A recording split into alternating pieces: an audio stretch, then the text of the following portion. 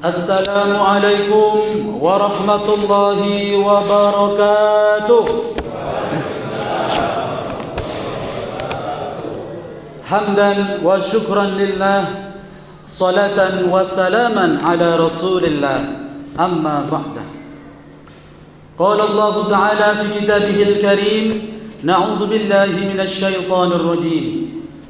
Syahrul Ramadan alladzi unzila fihi al-Qur'an hudan lin-nasi wa bayyinatin minal huda wal furqan. Shadaqallahul azim. Hadratul mukarramin minal ulama wal a'izza, yang kami muliakan serta kami ta'zimi, para alim, para ulama, para kiai, ustaz, buya, guru-guru, serta yang kami hormati bapak dan ibu jamaah Masjid Miftahul Jannah, serta adik-adik semuanya yang turut memakmurkan masjid ini. Semoga saya doakan mudah-mudahan Allah senantiasa memberikan limpahan pahala untuk kita semuanya. Amin. Mudah-mudahan Allah Subhanahu wa taala melancarkan rezeki kita semuanya. Amin. Dari jawab aminnya ini gimana, Ustaz? Kurang semangat ini, Ustaz. Boleh bertanya Bapak Ibu, ini malam ini makin maju atau makin mundur ini? Apa yang maju, Pak? Saya jadi teringat Bapak dan Ibu asar dari Sayyidina Ali, bahwa orang-orang yang keluar dari rumah menuju ke masjid, selain dia mendapatkan pahala yang banyak, ada keutamaan tarawih malam ke-14. Wa fil lailatir rabi'ata asyara, orang-orang yang salat tarawih di malam yang ke-14, ja'atil malaikah annahu yashhadun, para malaikat bersaksi kepada kita semua Bapak Ibu, annahu qad shalat tarawih, bahwa kita semuanya disaksikan oleh para malaikat, kita semua adalah orang-orang yang salat tarawih. Amin. Kalau yang menyaksikan malaikat ini Pak, Bu, ini luar biasa. Tertulis nama kita di buku catatan bahwa kita ini adalah orang-orang yang beriman. Amin. Maka untuk itu besok sholat tarawih nggak Bapak Ibu? Kalau sudah kendor, kencengin lagi. Sekali-sekali kita lihat bagaimana manajemen Masjid Jogokarian di Jogja. Bagaimana orang-orang yang sholat subuh seperti sholat Jum'ah. Bagaimana memang awalnya dunia Pak. Orang yang rajin sholat subuh bisa memilih hadiahnya, TV, kulkas, AC. Itu orang yang rajin sholat subuh. Nanti lama-kelamaan sudah tak butuh lagi dunia Pak, karena dunia kecil. Maka sekali-sekali Ustaz, nanti kalau ada manajemen pengelolaan masjid, bagaimana masjid itu bisa ramai, kita belajar ke sana. Insya Allah Pak. Insya Allah. Bapak Ibu yang dimuliakan Allah Subhanahu wa taala, di malam yang ke-14 ini sebagaimana yang telah dijadwalkan, bahwa judul tarawih, judul kultumnya adalah Al-Qur'an menjadi pedoman hidup. Ini adik-adik yang sedang mencatat, Al-Qur'an menjadi pedoman hidup. Bapak Ibu yang dimuliakan Allah Subhanahu wa taala, kalau kita cinta terhadap anak kita, ya, kita kesekolahkan, kita pondokkan dia, kadang-kadang belum tentu anak itu bisa menyelamatkan kita, karena kita lihat ending dari anak itu. Kalau kita cinta terhadap harta, belum tentu harta itu akan menyelamatkan kita. Boleh jadi harta itu akan menjadi belenggu yang akan dikalungkan di hari kiamat, karena kita mungkin sayang, terlalu sayang terhadap harta. Tapi kalau kita cinta dengan Al-Quran, Bapak Ibu yang dimuliakan Allah, kalau kita sering mau mendekat, memegang Al-Quran saja Pak, itu sudah pahala. Memandangnya saja sudah pahala.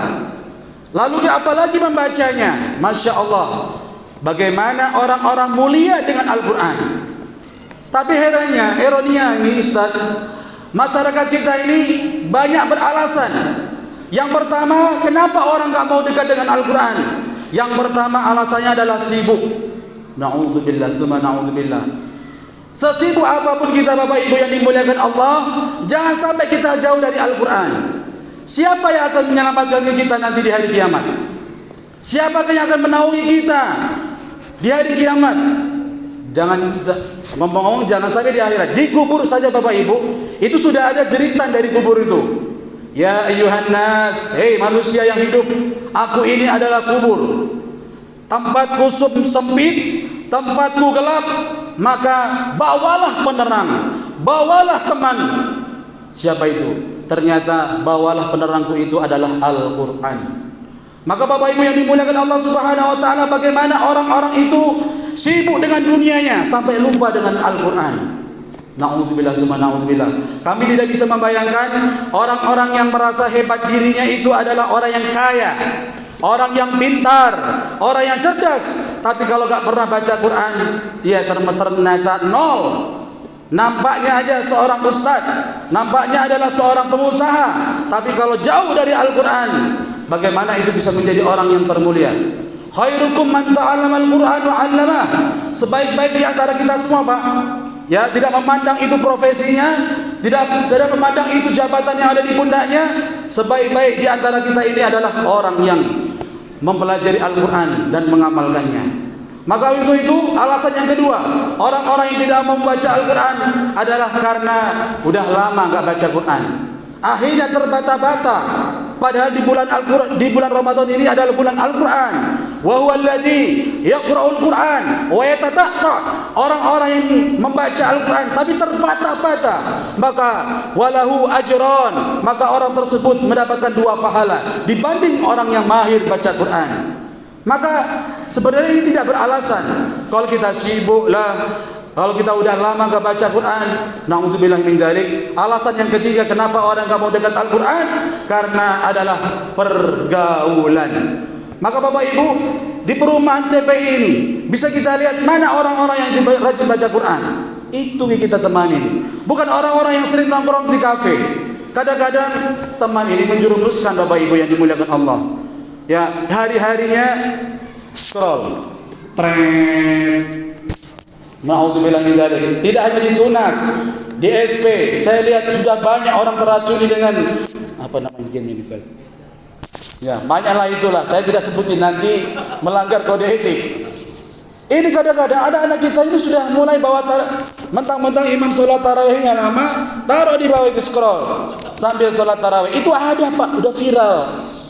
Bagaimana itu bisa terjadi? Na'udzubillah min dzalik. Ya Allah, Bapak, saya enggak bisa membayangkan lagi dunia 5 tahun kemudian ini.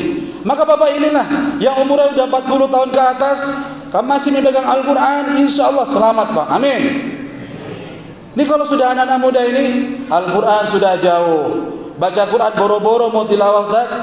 Baca tahsin, baca Al-Fatihah aja masih enggak mau.